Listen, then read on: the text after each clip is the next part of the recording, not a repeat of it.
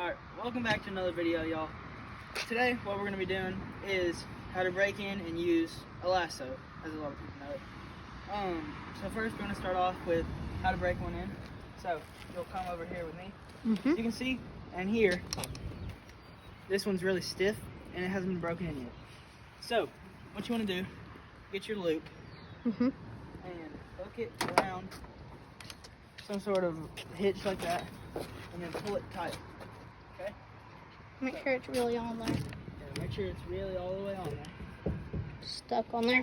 There you go. Then you want to fully stretch out your rope. Mhm. And as you can see with this one, it's really tight. You can see it's still twisted. What you want to do, you just want to pull. And you can actually hear it stretching out and feel it kind of coming a little less tense. I think that's just the truck. It's not the truck. I'm not that strong. So you can hear how hard it is still. It's hitting the concrete. We want it to be a little more fluid. So we're just pulling. Pull.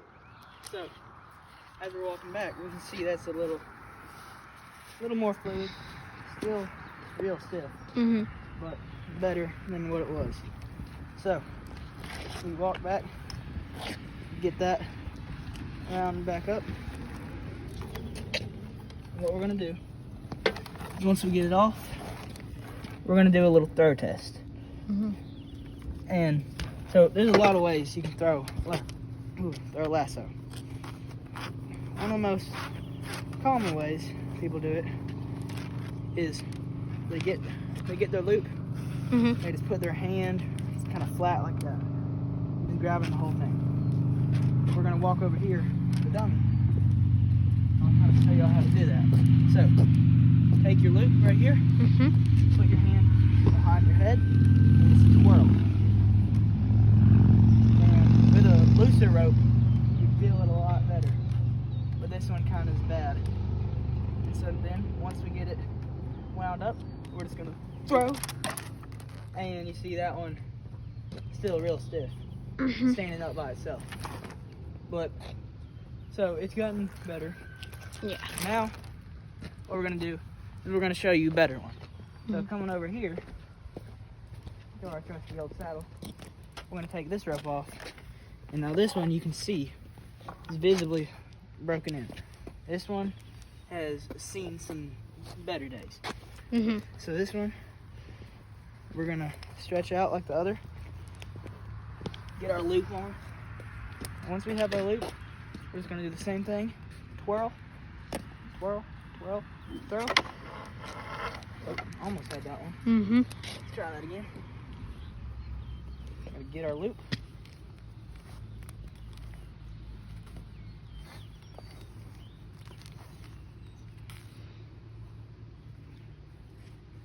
Twirl, twirl, twirl, throw. Oh, that was bad. Let me get it a shot. Let me give it a shot. I'll give you a turn in a second. Let me get one more. Alright. Got more slack now. Twirl, twirl, twirl, throw. And then, I think you got him. yeah. Caught it on the nail. So, Let me get it. That's a real traditional way of throwing it. And now there's another way that it's used a little less, and personally I don't like using it this method.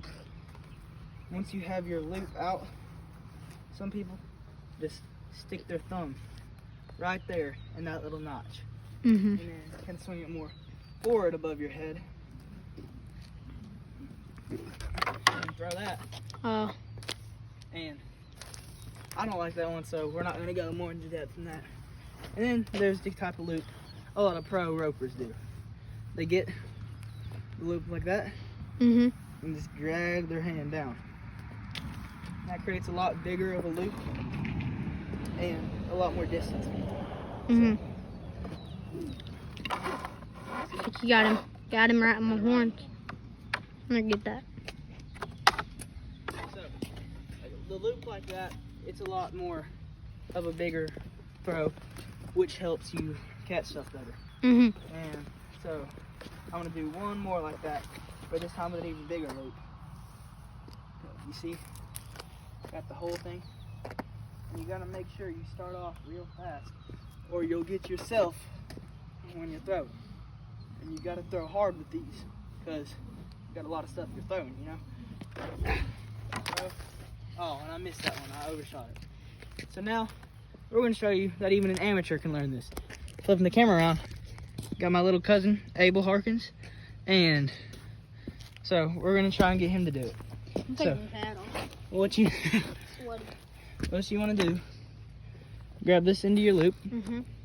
All right, and now we got this. So remember how to hold it? No, you never taught me.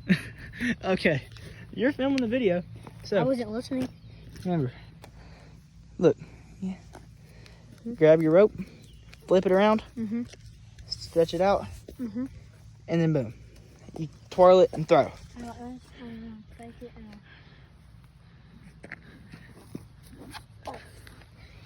And so that's not how you do it. I almost caught the biggest wolf. Oh, shut up. Okay, so try it again. Remember, you want to grab the end of your rope, not the bottom, not the middle, I mean. So grab, no, look, right there. Grab the end of my rope right. Okay, so we're ready. He's going to try it out. Okay, It's so getting caught in my foot. listen. I'll kind of show you from a first person perspective. Grab your loop, stretch it out. I have my loop. Now, I'm gonna start, hold up. I'm gonna start twirl. So, that rope's twirling. And then when I get to about a little bit to the right of where my target is, I'm gonna let go. So spin, spin, spin, let go. And I wasn't holding the end because I was recording. I almost had him. Come on up. And if you're a beginner, I'd recommend kind of moving a bit closer, probably about right here, a few feet away from your target until you can get good at it. So get your loop, flip your knot around. What do you mean? So you want this part Mhm. to be like that, and then you want your hand to be right here, over top of it. Like this? So spin. Remember, don't grab the middle of your rope. Your left hand needs to let go.